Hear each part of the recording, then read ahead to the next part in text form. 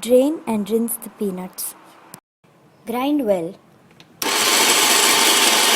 Add a little water and grind to as fine a paste as possible. Add a total of 5 cups of water into the jar and blend well. Now you have raw peanut milk. Pour this into a cooker tray or a vessel.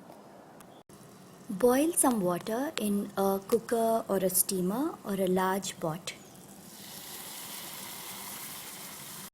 Place the vessel containing the peanut milk inside the steamer pot, cover and steam for 30 minutes. You could also boil and simmer the milk directly on the stove for 30 to 40 minutes, but this will require constant supervision to ensure milk doesn't overflow. Let the cooked milk cool down until it is warm. You can test with your finger. It should be warm, but your finger should be able to stain comfortably for a few seconds. As a starter for the yogurt, you could use Rejuvelac that's been made out of any kind of grain like wheat or quinoa.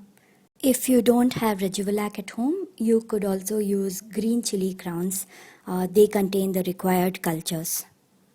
You could also stir in a spoonful of vegan yogurt. This is the best kind of starter. If you are using chili crowns, then you can use about 15 to 20 of them and drop them into the warm peanut milk.